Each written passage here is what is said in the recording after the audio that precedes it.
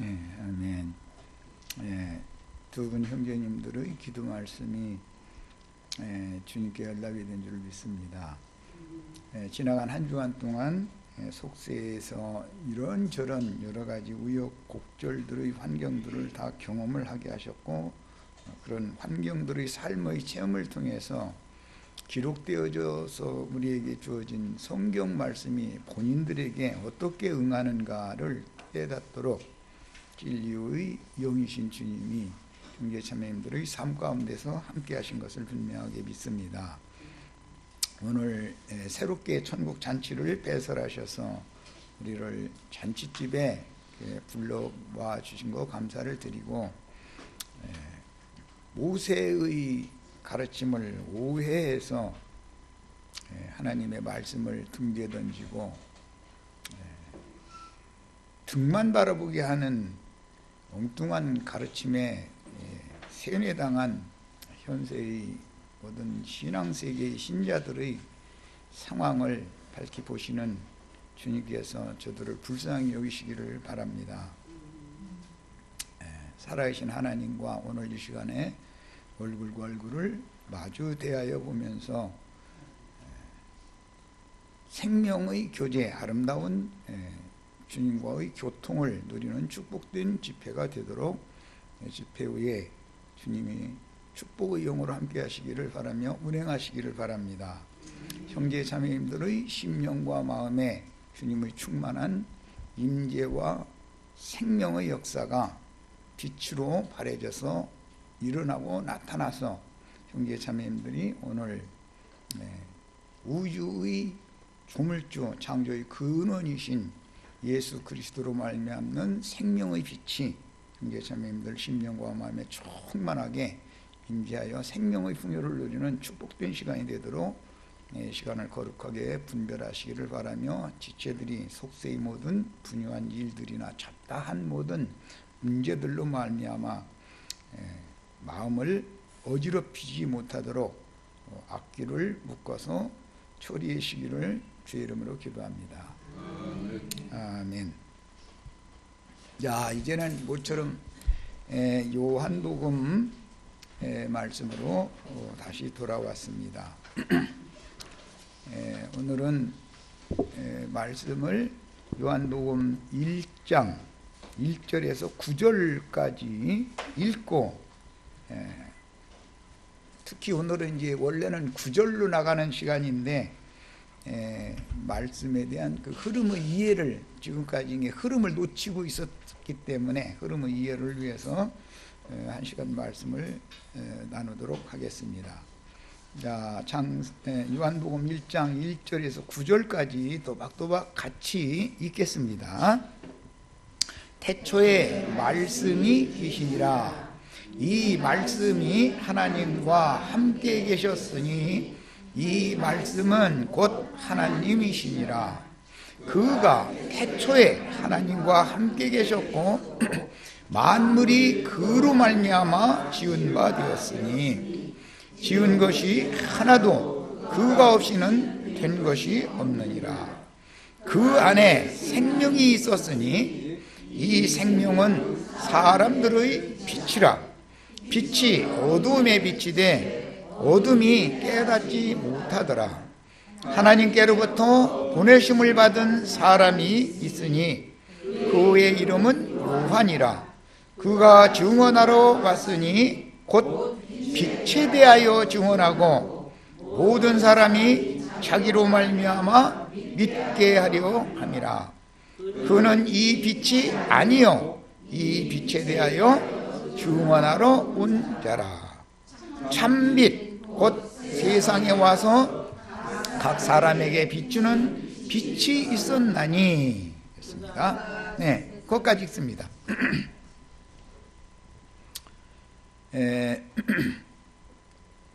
요한복음은 창세기의 1장의 순서에 맞춰서 기록이 됐다라는 것을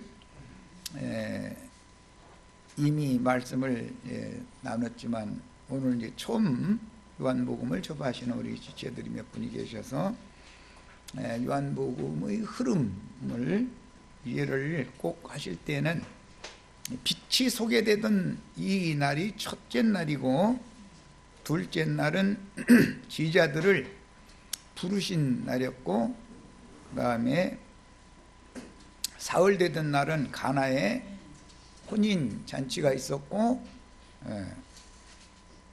다음에는 사마리아 여자를 만나서 생수를 먹고 마시는 말씀으로 이어지고 이런 순서로 해서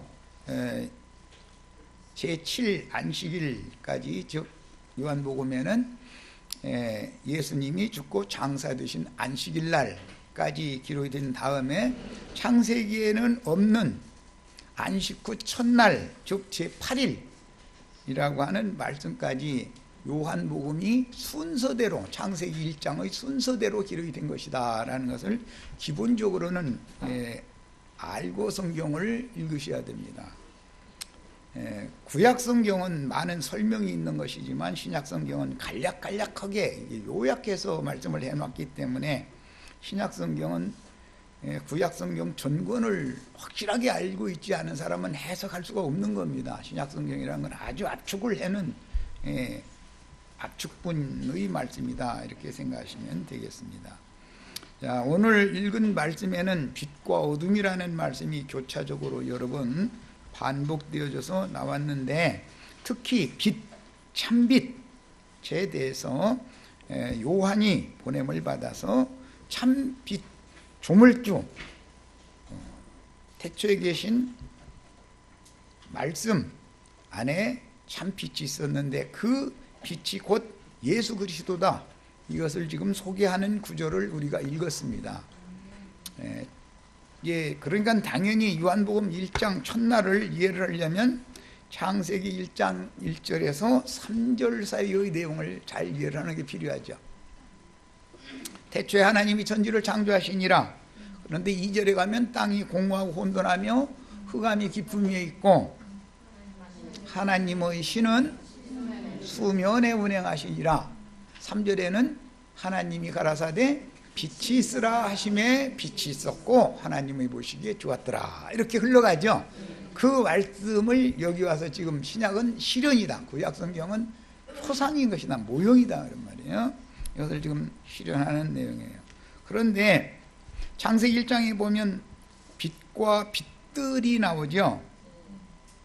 1장 3절에는 단수의 빛이 있지만 넷째 날 14절 이후에 나오는 말씀에는 하늘에 광명, 큰 광명을 두시고 작은 광명을 두셔서 비추게 하셨다 하는 그 빛들이 나오죠. 복수형의 빛들이 있어요. 자, 이것은 예수 그리스도와 주님의 지자들을 상징하기 때문에 오늘 우리 형제 자매님들이 모두 빛의 아들들, 빛들이다 되시는 축복이 있기를 바라요. 아브라함 자손들은 하늘의 별과 같은 자손들이 있죠. 우리들이 하늘의 궁창에 두신 작은 광명체들이 돼야 된다 그런 말이잖아요. 자, 성경을 이해할 때는 이렇게 해석하는 원칙을 하셔야 돼.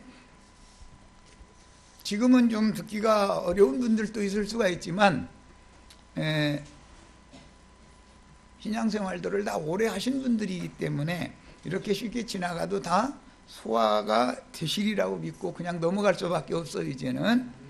자, 오늘 자료를 다 해드렸는데 우선은 빛과 어두움에 관한 히브리어와 헬라어 단어 사전을 인용을 위에다 해드렸고 이것은 원형만을 단어 사전을 해드린 것이고 이것을 변형해서 의역 인용을 하는 용어들은 수없이 많습니다. 빛이라는 용어도 어떤 때는 행복하다라고도 하고 뭐 어떤 때는 깨닫다라고도 하고 등등 이렇게 의역으로 빛이라는 말을 다른 용어로 변형시켜서 할 때는 그 용도가 다양하게 사용이 되는 거예요. 그러나 지금 여기 해드린 것은 원형, 히브리어의 원형, 헬라어의 원형만을 지금 해드린 거예요. 그리고 이제 이런 원형의 근거에서 변형되는 말씀들을 풀어나가는 것이 성경의 구조인 거예요. 자, 히브리어로 빛이라는 용어의 원형은 오르라는 용어인데, 우리가 제일 많이 익숙하게 아는 용어, 변형된 용어는 갈대아 우르에서 아브라함을 불러냈다 할 때 그 우르가 나오죠. 그 우르라는 똑같은, 거기는 빛의 처소라는 뜻이고, 빛이라고, 지금 오르라는 건 빛이라는 원형이다 말이에요. 이해하셨죠?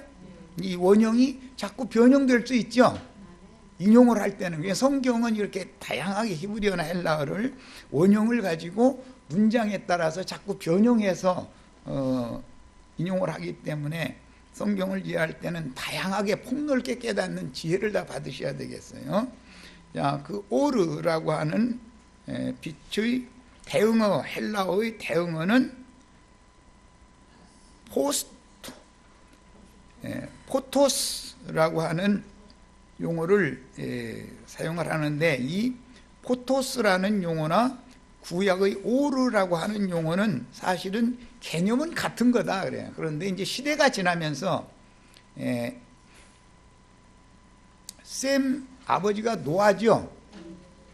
노아 이전에는 아카드어를 사용을 했고, 그 다음에 노아 이후 홍수 심판 이후에는 세모를 사용을 했고, 세모에서 아람어와 히브리어가 나왔고, 히브리어에서 헬라어가 나온 거예요. 헬라어에서 라틴어, 영어, 뭐 독일어, 프랑스어 이런 게 다국어로 이렇게 또 나온 거예요. 그래서 이 언어의 발전사도 대략은 이해를 하고 계셔야 됩니다. 그래야 성경을 이렇게 읽을 때 이해를 할 수 있기 때문에 그래요. 성경이라는 어떤 단어 하나가 사용이 되면 문장에 따라서 아주 다양하게 응용을 할 수가 있는 거예요. 세상 그 학교에서도 교과서의 표준을 가르치고 나서는 시험 문제를 낼 때는 응용 문제를 내죠. 이 사람이 얼마만큼 정확하게 교과서를 잘 가르침 받아서 이해하고 있나를 알려면 응용 문제를, 가르치지 않은 응용 문제를 시험 문제로 제출해 보면은 그 사람이 교과서 가르칠 때 선생님이 가르친 것을 정확하게 이해한 정도가 딱 판가름이 나기 때문에 일부러 그렇게 시험 문제를 내는 거잖아요. 그와 같다고 이렇게 이해를 하시면 되겠어요. 자, 반대로 어둠이라고 하는 히브리어 용어는 호셰크라고 하는 용어인데, 이 용어도 역시, 어둠이라고 하는 용어도 역시 다양한 개념을 가지고 있다.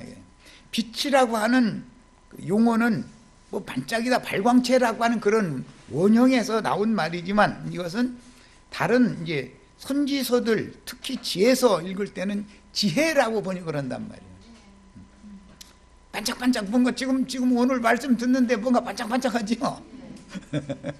이런 표현이단 말이에요. 성경의 언어라는 건 다 이렇게 돼 있는 것이다. 그 다음에 체험을 통해서 안다. 삶 가운데서 뭘 알게 되는 거, 그런 것을 일러서 빛을 받았다, 이렇게 표현을 한단 말이에요. 예를 들어드리는 거예요. 어두움이라고 하는 것은 닫혀있다라는 개념에서 오는 거단 말이에요. 뭔가 딱 닫혀있으면 그 안에는 어둠이 가득한 거죠. 그런 개념이기 때문에 흑암, 어둠이라고 하는 용어는 사실은 슬픔, 불분명함, 무지, 파멸, 뭐 심지어는 죽음이라고도 번역이 된 경우가 있다 말이에요. 어둠이라는 원형을 변형시키면 이렇게 다양하게 성경에 인용이 될 수가 있다. 그 다음에 호셰크라고 하는 히브리어에 대응하는 헬라어 용어는 스코티아라고 하는 용어인데, 마찬가지다. 개념은 불투명, 불분명하다, 어둠, 뭐 불행, 죽음. 제일 중요하게 자주 인용되는 건 무지라는 용어로 사용이 된다. 어둠, 그 원형은 어둠인데 개념상으로 들어가면은 무지라는 뜻이다. 무식하면 어두운 사람이죠. 밝은 사람은 유식한 사람이잖아요. 아는 게 많은 사람은 그 사람 참 밝은 사람이야. 그 방면에 관해서는 그 사람이 참 밝아, 이렇게 표현하죠. 이렇게 변형을 할 수 있는 것이다. 언어라는 건 항상 성경의 언어는 이처럼 지난번에 잠깐 소개해드린 것처럼 언어 유의라고 그러는데 다양하게 원형을 가지고 변형해서 의미 개념을 가지고 성경을 기록해 나갈 수가 있는 것이다. 자, 창세기 1장 4절 5절을 인용했는데 사실은 이제 3절 하나님이 빛이 있으라 하셨던 그 빛은 단수의 빛이다라는 거 말씀드렸어요. 넷째 날 14절에서 18절까지는 광명체들이 많이 있으니까 이건 복수야 되겠죠, 당연히. 자, 그 광명체들 중에 하나하나는 우리들이 될 수 있죠. 유일한 참 빛은 예수님을 말한다 이거예요. 예수 그리스도의 지혜와 지식을 우리가 받아들여서 믿으면 우리는 빛의 자녀들, 아들들이 되는 것이죠. 빛들이 되는 것이죠. 이런 개념이란 말이에요. 성경의 언어법, 성경의 그 개념 정의를 할 때는 항상 이렇게 성경이 문맥이 흘러가는 것이다. 세속교계 목회자들이 이런 성경을 읽는 기본 원리를 가르치지를 않고 자꾸 어떤 한두 구절 읽어놓고 나서는 사람의 말로 자꾸 설교를 계속하는 거예요. 설교만. 그러면 설교만 그 사람의 말만 계속 듣다 보니까 성경에 대해서 아는 지식은 하나도 없단 말이야. 그게 사실은 마귀가 보낸 사자들이 그런 방법으로 참 빛이신 주님에게서 점점 멀어져 가지고 죽게 만드는 것이단 말이에요. 그게. 이런 이치를 꼭 깨달으셔야 돼. 여기서 우리는 다 돌아서셔야 돼요. 참 빛이신 예수 그리스도께로 진리의 말씀 속에 참 빛이 있는 것이다. 그 빛 속에는 생명이 있는 것이다. 예수님이 세상에 오신 것은 우리에게 생명을 주러 오신 것이지 무슨 인간 교훈, 도덕 교훈 뭐 이런 걸 잘 하라고 뭐 강요하러 오신 분이 아니다 이거야. 그럴 것 같으면 예수님이 세리와 창기와 보던 죄인들을 더 사랑하셨다고 그러는데, 윤리도덕 잘 지키는 사람을 사랑하는 걸로 말하자면 유대교 지도자들을 사랑하셔야지, 세리를 사랑하시고 창기를 사랑하시고 죄인들을 사랑하셨다고 그러면 그 말이 됩니까 그게? 그러니까 성경에 대해서 기독교계가 지금 너무 오해하고 있다 이거야. 기독교계의 구원과는 영생을 얻는 것에서 오히려 더 멀어져 가지고 사람들이 스스로 생각할 때 이것이 옳은 것이고 이것이 선한 것이다 라고 율법으로 규정되어 있는, 본성에 기록되어져 있는, 마음에 새긴 율법으로 판단하는 그런 옳고 선한 것을 자꾸 그걸 행해라, 믿기만 하면 다가 아니다, 믿음으로 행해라 라는 말은 뭘 말하는 거예요?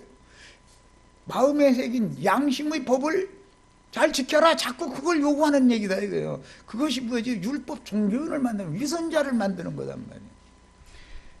영원한 생명의 말씀을 가르쳐서 생명을 자꾸 넣어주면 자동적으로 어둠의 일은 버리고 빛의 열매를 맺게 돼 있는 거, 이건 생명률에 속한 문제인 것이지 강요해서 되는 문제가 아니다 이거예요. 목회하는 분들이 이런 기본 원리를 너무 모르는 거예요. 예수님이 오신 것은 이걸 해라 저건 하지 말아라 그런 얘기하러 오신 게 아니단 말이에요. 예수님이 그런 얘기를 안 해도 모세 율법 지키느라고 열심히 지키는 사람들이 얼마든지 많은데 그 사람들 불러놓고 날마다 하는 얘기가 뭐예요? 그것은 악한 거 아니냐, 그거 선을 행해야지 왜 악을 행하느냐, 그 악을 행하면 너 율법에 따라서 정죄받고 죽는다, 하나님은 심판받는다, 늘 그 가르침을 수천 년을 봐도왔는데 율법 행위로 하나님의 영광 이런 육체가 하나라도 있었다 없었다? 그 쓸데없는 짓을 이제 그만해야 되지 않냐 이 말이에요. 생명의 말씀을 계속해서 증거하고 영혼 속에 생명을 믿음으로 받아들이게 만들어서 속에 생명이 풍성하게 되어지고 생명이 성숙되어지면 자연히 악을 버리고 선을 행하게 돼 있는 것이고 불의를 버리고 의를 행하게 돼 있는 거예요. 이건 생명률에 속한 문제인 것이지 사람으로 태어나면 길러놓기만 하면 사람 노릇을 하게 돼 있는 거예요. 돼지로 태어나면 돼지 새끼가 아무리 귀엽다고 같이 살아도 그게 사람 되는 일은 없어요. 돼지 새끼 길러가면서 사람 노릇을 하고 돼지한테 기른다 해서 돼지가 사람 노릇 합니까? 돼지는 자랄수록 돼지 짓만 하는 것이고 사람은 자랄수록 사람 짓만 하게 돼 있죠. 이것은 생명의 율에 속한 문제인 것이지 사람의 강요에 의한 것이 아니다, 율법 교훈에 의한 것이 아니다 이거예요. 이런 기본적인 진리 증거를 하는 사람을 만나면 사람들이 주사님 분위기를 하나 하고 뻥하고 이해를 못해요. 왜 그래요? 너무 하나님의 말씀을 가르침 받는 것이 아니라 하나님의 말씀은 등 뒤에다가 던져버리고 인간 교훈으로 설교만을 계속 듣는단 말이야. 이런 방법으로 오히려 진리의 하나님, 말씀이신 하나님과는 점점 더 멀어지게 만든다. 이거 끊어지게 만든, 관계성이 끊어지게 만드는 거. 이게 마귀가 하는 일이다 이거예요. 이런 것을 잘 구분을 하시기를 바라요. 자, 인용된 창세기 1장 3절로 5절 이미 했고 14절로 18절도 이미 소개를 했으니까 그냥 읽어 넘어가겠습니다. 빛이 하나님이 보시기에 좋았더라. 빛이 있으라 하셨는데 빛이 있었고 하나님이 보시기에 좋았던 거예요. 하나님이 빛과 어둠을 나누사 하나님이 빛을 낮이라 부르시고 어둠을 밤이라 부르시니라. 저녁이 되고 아침이 되니 이는 첫째 날이니라. 모든 배경은 저녁, 어둠, 밤이 배경이죠. 우리는 지금 밤에서 어둠에서 빛으로 부름받아 나온 사람들이죠. 기본 원리가 이렇단 말이에요. 자, 여기서 빛이라는 말은 예수 그리스도를 말하는 것이고 어둠이라는 말은 아침의 아들 계명성이라고 그러는데 루시엘 천사, 반역 천사를 의미하는 말이에요. 빛이라는 말은 누구를 말한다? 예수 그리스도를 말하는 거예요. 어둠이라는 말은 누구를 말한다? 반역자, 루시엘 천사를 말하는 거예요. 자, 그러니까 이 성경을 해석하는 원리를 아셔야 돼. 낮, 빛 하면은 예수 그리스도를 말하는 거예요. 어둠, 밤 하면은 반역 천사를 의미하는 말인 거예요. 자, 이제 14절로 18절을 읽어 나갑니다. 하나님이 이르시되 하늘의 궁창에 광명체들이 있어 낮과 밤을 나뉘게 하고 그것들로 징조와 계절과 날과 해를 이루게 하라. 또 광명체들이 하늘의 궁창에 있어 땅을 비추라 하시니 그대로 되니라. 이 말씀은 이제 창세기 37장에서 요셉의 꿈에 다시 나오죠. 그 요셉의 꿈을 해석하는 아버지 야곱의 해석에 의하면 해는 아버지였죠. 달은 어머니였고 별들은 형제들이었어요. 성경을 해석하는 원칙이에요. 이 원칙의 이해가 되어져야 뒤에 선지자들이 요엘 선지자가 특히 이 말씀을 인용을 해가지고 해가 어두워지고 달이 핏빛같이 되어지고 별들은 하늘에서 떨어질 것이다 이렇게 예언을 했죠. 해가 어두워지는 것은 예수님이 죽는다 이게요. 예수님이 세상에 오셨다가 죽으면 어둠이 엄습하는 거죠. 그래서 예수님이 죽을 때 오전 9시에서 오후 3시까지 온 땅에 어둠이 가득했잖아요. 십자가에 못 박혀서 숨이 질 때까지. 빛이신 하나님이 세상을 떠난다 그 말이란 말이에요.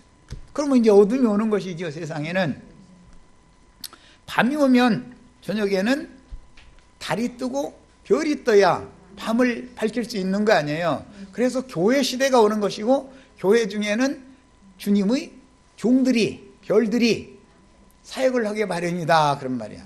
성경을 해석하는 원칙이에요. 그래서 계시록 12장에 보면 하늘에 해를 입은 한 여자가 나오는데 몸에는 해를 입고 있었고 발에는 달을 밟고 있었고 머리에는 12별의 멸관을 쓰고 있다 이렇게 표현을 했어요. 자, 거기에서 말하는 해를 입은 여자가 밟고 있는 달이라고 하는 것은 세상교회를 발밑에 뒀다라는 뜻이고 해를 입고 있다라는 것은 빛으로 진리가 아주 밝은 사람들만 모인 교회다 그 말이에요. 빛이 충만하다 이게. 하나님이 그들과 함께 계신다 그 말이에요. 빛이신 하나님이. 별들의 면류관이라는 것은 그 여자가 낳은 남자를 용이 그 앞에서 삼키려고 하였는데 저의 하나님께서 데려가셨더라고 이렇게 돼 있죠. 그래서 이제 우리는 지금까지 특별 집회에서 내가 우리는 데려감을 받아야 되겠다라는 걸 계속해서 강조하셨던 거예요. 했던 거예요. 예, 이것은 하늘의 하나님이 해를 입은 여자가 낳은 남자를 데려가시면 하늘에는 미가엘과 그를 따르는 사자들과 용을 따르는 마귀 군대가 전쟁을 한다는 거잖아요. 우리가 지금 하늘의 전쟁을 어떻게 수행을 하는지, 즉 가나안 땅 정복을 위해서 어떻게 전쟁을 수행하는지 나팔 부는 연습을 지금 하시는 중이에요. 나팔을 정확하게 부려야 되잖아요. 무슨 이게 꽹과리 치는 소리인지 깡통 굴러가는 소리인지 무엇을 예비하라는 나팔인지를 나팔 부르는 법을 알아야 전도를 할 거 아니냔 말이에요. 다 우리들이 다 하늘의 지혜와 지식을 다 갖추고 빛으로 충만한 장성한 성도들이 되시고 주님의 참 지지자들이 되셔서 주님의 경륜을 완수하는 일에 쓰임받는 나팔을 부는 종들이 다 되시기를 바라요. 우주 가운데서 축복해도 이런 축복을 받아야 되는 거예요. 여기도 예배당에 조화무게 목사님 본받아가지고 세상 교계들이 지금 부축복 있을지어다 날마다 북치고 장구치고 그랬었는데, 그런 축복 받아봐야 그 축복 아무리 받아도 가지고 천국에 가는 건 아니에요. 다 소용없지는 않죠. 이 생에 살아있는 동안 유용하기는 하죠. 그런데 그런 축복 달라고 안 해도 정직하게 일하시고 건강 유지하시고 본인들 관리 잘 해야 돼요. 살아있는 동안은. 오래 사는 것도 중요하지만 건강하게 살아야지.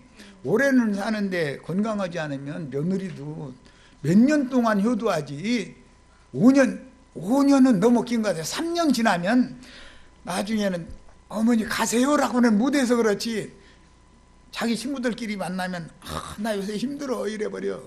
그러니까 그 며느리 힘들게 하실 필요 없어요. 사시는 동안 건강하게 사시다가 세상 사람들이 말하는 것처럼 자는 듯이 이렇게 데려감을 받는 축복을 다 받으셔야 되겠어요. 고생해가면서 그냥 오래 살면 뭐하겠어요. 복을 받아도 확실한 복 받으시기를 바랍니다. 신명기 4장 11절 읽겠습니다. 2페이지로 갑니다. 이것은 대표적으로 꼭 필요하다 싶은 구절만 제가 이제 뽑은 거예요. 빛과 어둠에 대해서.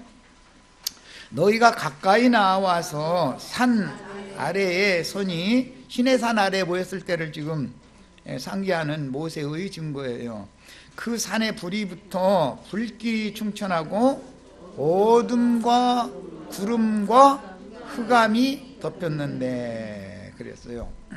하나님이 오시는데, 하나님이 자기 백성들을 찾아오시는데 어둠과 구름과 흑암이 가득한 상태로 찾아오시는 건 구약 시대죠.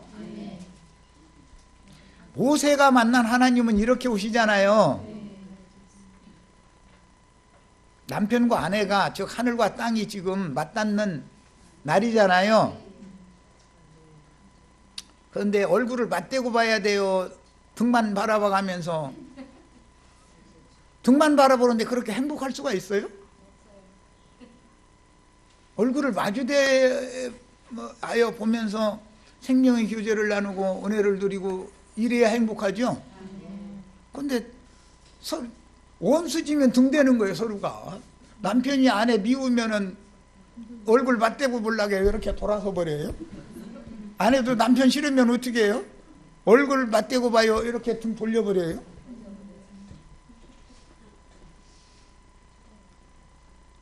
생명이신 주님을 만날 때 그렇게 만나서야 되겠냐 이 말이에요. 얼굴을 맞대고 만나야지. 하늘과 땅은 하늘을 향하고 하늘은 땅을 향하고 해서 서로 마주대하여, 이거 배필이라고 내가 여러 번 설명했어요. 우리는 교회 모임을 가질 때 짐승들의 모임으로 가지면 안 되겠다.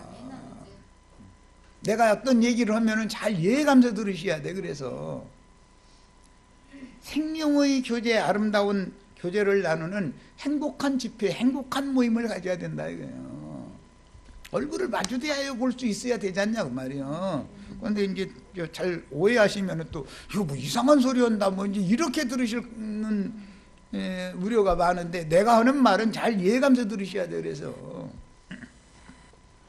자, 사무엘하 22장 29절 읽습니다. 여호와여, 주는 나의 등불이시니 여호와께서 나의 어두움을 밝히시리다. 하나님이 등불이다. 여기 등불이다 그랬는데 등이다. 하나님이 나의 등이시니 여호와께서 나의 어둠을 밝히시리다. 그러니까 어둠이라는 건 사람에게 있는 것이죠.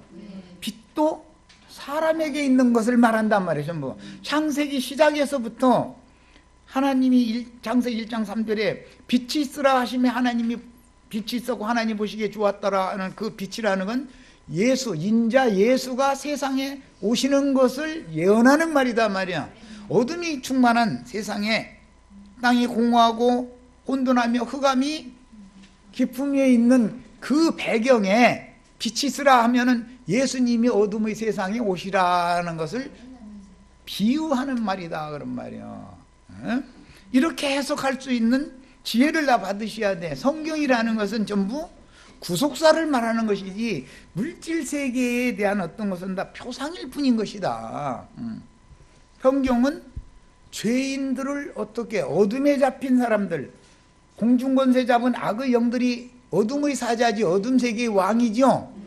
그에게 붙들린 영혼들을 어떻게 구속해서 빛이신 주님의 세계로 데려갈 거냐를 말하고자 하는 창세기 1장 1절에서 계시록 22장 21절까지 전체가 다 구속사를 말하는 것이 목적인 것이지 무슨 물질 세계에 관한 것을 꼭 목적을 두고 말하는 건 아니다. 그것은 다 비유요 표상일 뿐이다. 인간들이 알아들어야 되니까, 물질 세계에 살고 있는 인간들이 알아듣도록 하기 위해서 물질 세계의 것을 비유로 말하는 것이다 그런 말이에요. 자, 욥기 3장 5절 읽습니다. 어둠과 죽음의 그늘이 그날을 자기의 것이라 주장하였더라면, 이것은 욥이 탄생한 날을 한탄하면서 하는 말이죠. 차라리 어머니가 나를 세상에, 이 어머니 뱃속에는 어두웠죠. 그런데 세상에 이제 빛 가운데로 이제 내보내기는 내보냈는데, 빛 가운데로 나온다고 나왔는데 이게 당하는 고난이 너무 힘든 거예요. 그러니까 차라리 우리 어머니가 나를 낳지 마실 걸. 이제 세상에서 우리 자녀끼리 다 철부지는 그러죠. 누가 다 나누라겠어? 이러죠. 욥이 지금 그러고 있는 거예요. 얼마나 힘들면 왜 나를 세상에 나눠가지고 이렇게 고생을 시키냐 이 말이잖아요. 지금 이제 그 말하는 거예요. 그런데 어둠과 죽음의 그늘이 그날은 자기 생일날을, 그날은 야 죽음의 날이고 어둠의 날이다 라고 했어야 되는데 왜 나를 빛 가운데로 어머니 못해서 나오게 해놨냐, 이제 이걸 원망하는 거예요. 구름이 그 위에 덮였더라면 이 구름은 빛난 구름이겠어요? 깜깜한 어둠의 구름이겠어요? 그걸 염두에 두는 말이죠. 흑암이 그날을 덮었더라면 해가면서 탄식의 말을 하고 있어요. 이렇게 인용을 한단 말이에요. 빛과 어둠이라는 용어를. 성경의 빛과 어둠을 지금 어떻게 변형시켜서 그 원형을 문맥에 따라서 어떻게 변형시켜서 적용하는가를 지금 대표 구절을 지금 적어드린 거예요. 이사야 45장 7절 나는 빛도 짓고 어둠도 창조하며 나는 평안도 짓고 환난도 창조하나니. 그게 빛과 평안은 대응되는 거죠. 어둠과 환난은 대응이 되는 거죠. 이렇게 변형해서 적용을 한다 말이에요. 어둠은 뭘로도 적용했어요?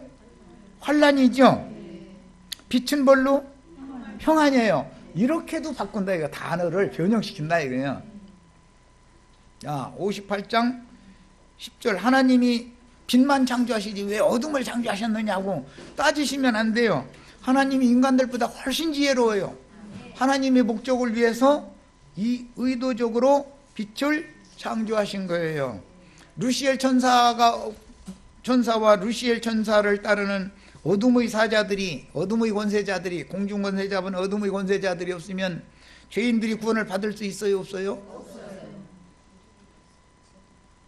우리에게 환난이 없이 날마다 평안만 있으면 우리가 구원이 돼요, 안 돼요? 기독교계는 평안만 주시라고 그러죠. 환난은 보내시지 마시고 평안만 보내시기를 바란다고 축복해 준다고 그러죠. 그런데 나도한 형제한테 오면 주님께서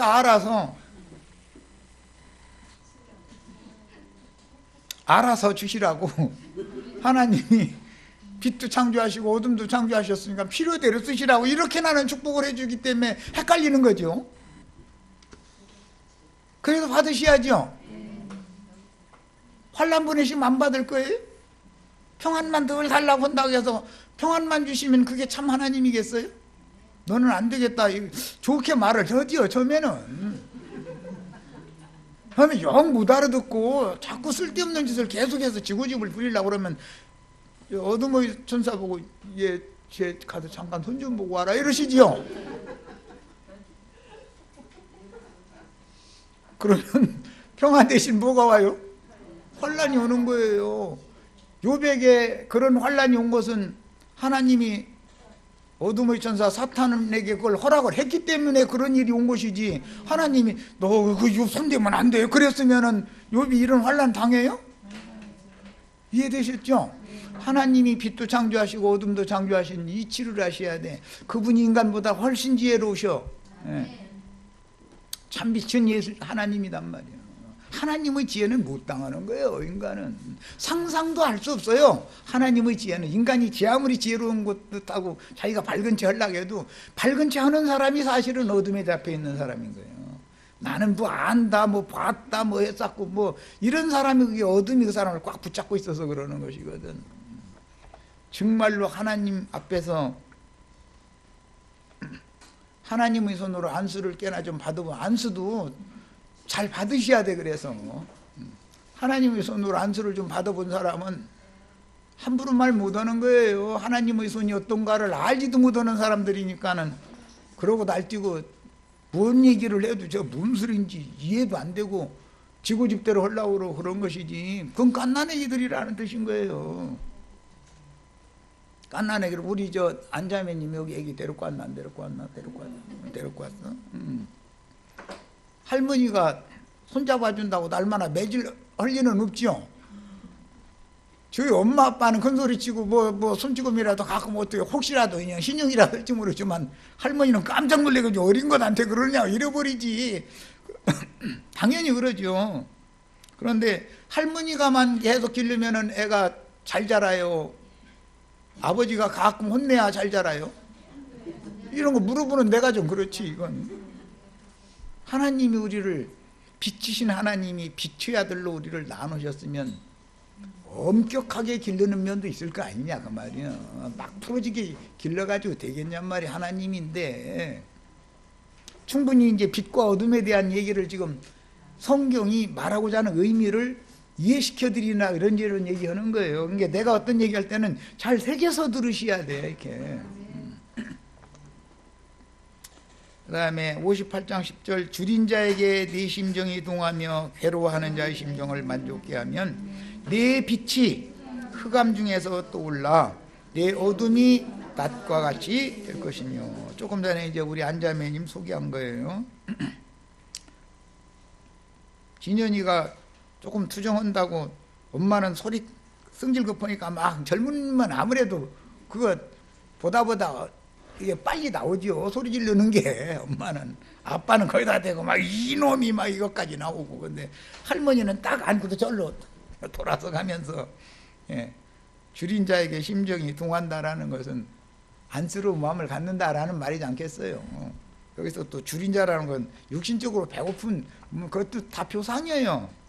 하나님의 말씀에 대해서 들어도 읽어도 기도해도 깨달음이 없으면 줄인 자죠. 뭐가 기근이에요? 기근 만났다는 게 뭐가 기근이에요? 하나님의 말씀 듣지 못하는 게 기근 만난 거잖아요. 우리 형제 자매님들 그래서 말씀 찾아서 이곳저곳 헤매다가 어떻게 하다 보니까 여기까지 오게 된 거죠 지금. 내가 여기가 뭐 어디 가면 이런 데 있는데 하고 내가 알아서 찾아온 것도 아니야. 그냥 어떻게 하다 보니까 이렇게 그냥 된 거지. 뭐 다 그렇지 뭐. 주님이 얼마나 전능하신지를 깨달으셔야 돼. 그래서 60장 2절입니다. 보라, 어둠이 땅을 덮을 것이요 하늘이 땅과 맞닿는 생명의 연합. 신약의 요한사도가 이게 생명의 교제라고 이제 표현을 했는데, 생명의 연합을 맺는 것은 남편과 아내는 비유다, 이게 표상인 것이다 이거요. 응? 야, 하늘이 땅을 안아주고 덮어줘야지요. 야, 그런데 하늘이 빛으로 땅을 공급을 하는 게 아니라 어둠으로 땅을 덮어버리면 뭐가 되냐 이 말이에요. 땅이라는 건 제일 중요한 건 인간의 마음을 말하는 것이기 때문에 인간의 마음에 저주가 임하면 어둠이 덮어버린다 이거예요. 어둠이 덮어버리면, 즉 저주가 임해서 어둠이 덮어버리면 하나님의 말씀을 읽어도 들어도 깨달음이 와요 안 와요? 그런데 이상하게 거짓빛 사탄은 나는 어둠이다 이러고 와요. 빛의 천사로 와요? 광명의 천사로 가장해가지고 나타나죠. 그런데 그 거짓 빛에게는 사람들이 너무 잘 속는 것이다. 그러니까 거짓 빛의 아내가 되는 거예요. 하늘이 공중권세 잡은 악의 영들이 땅의 모든 인간들을 다 지배해버리게 된다 이런 말이에요. 인간들이 무지하니까. 그런데 자신들은 또 그게 은혜를 그렇게 받는데네 또. 그냥 행복하대 그냥. 어둠이 안아주면 행복합니까? 이 쳐죽일 놈이 어디를 와가지고 감히 내 영혼을 이렇게 더럽히느냐 이래야 맞는데 분별이 안 와. 분별이 안 와. 참 아주 그들 잔치상에 가보면은 오늘도 이제 똑같이 우리도 잔치집에 왔고 그들도 잔치집에 모였는데 들어보면 맨 하는 소리가 지금 어둠이 온 땅을 덮는 얘기만 하고 있는데 그것이 그렇게 막 빛이래네. 왜 그래요? 선악을 아는 나무 열매를 따먹었기 때문에 뱀독이 이미 그 사람을 지배하고 있기 때문에 뱀의 거짓말을 듣고 선악을 알게 하는 나무 실과를 따먹으면 지혜롭게 할 것 같은다 이 말이야. 지혜롭게 할 만큼 탐스러워 보인다는 거잖아요. 그러니까 똑 따먹고 날마다 하면요 날마다. 그런데 정말로 성경에 대해서 아느냐고 질문해 보면 깜깜해. 이 사람들을 이것을 빛과 어둠을 나누라고 그랬는데 창세기 시작에 보면 빛과 어둠을 이걸 분리시키려고 그러면은 거기서 나오려고 하느냐 이 말이에요. 어둠이 그를 얼마나 꽉 붙잡고 있는지 안 나오려고 그러는 거예요. 막 버티는 거예요. 그럼 거기 그냥 어둠의 사자에 붙어있다고 죽여야지 어쩌겠어. 영원한 어둠의 세계로 가야지. 그 다음에 미가서 3장 6절 인용했습니다. 그러므로 너희가 밤을 만나리니, 이 밤 만나는 것이 바알의 선지자나 아세라의 선지자들 때문에 이제 앞에는 이제 그 말씀이 쭉 인용이 됐다가 이 말씀으로 연결하고 있어요. 미가서에 보면 바알의 선지자와 아세라의 선지자들은 거짓 선지자들이죠. 그런데 그들이 야 나는 어둠을 가지고 와 이렇게 하면 사람들이 영접해요 안 해요? 빛의 말씀을 증거하는 것처럼 사람들에게 접근하니까 온 이스라엘 백성들이 다 거짓 선지자에게 때로 몰려가는 거예요. 주님이 보낸 미가 선지자한테는 사람이 안 와. 왜? 오히려 미가 선지자가 이단자예요. 이거 전부. 오늘날도 똑같다 이거예요. 현상은. 왜? 그 영은 그 영을 낳으니까. 어떤 영이 어떤 영을 낳는 것이거든. 어떤 육신이라는 것도 계보가 있잖아요. 그 계보 부여조가 있으면 자여손이 있게 마련이잖아. 계열이 따라서 영의 세계도 똑같다 이거예요.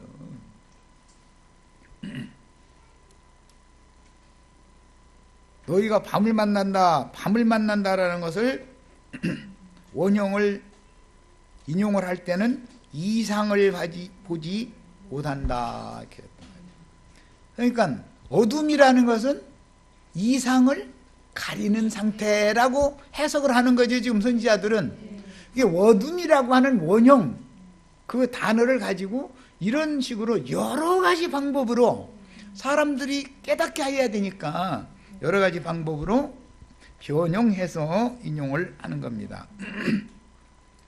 밤 만났다는 것은 깨닫지 못한다 그 말이죠. 어둠을 만나리니 점치지 못하리라. 그게 바알의 선지자와 아세라의 선지자들은 점쟁이들이라는 거잖아요. 복술자들이라고 그러죠. 계시록 18장에는 복술가들이라고 그랬어요. 아까 박영재님이 처음 시작에 기도했던 것처럼 하나님 말씀 팔아가지고서 푸닥거리 하는 거잖아요. 지금 거기서 말씀 몇 구절을 읽어놓고 한 설교하다가 성도들이 좀 주는 사람 몇 사람 눈에 띄었다 그러면 불러 막 이제 이렇게 그냥 이래서 푸닥거리 시작하죠.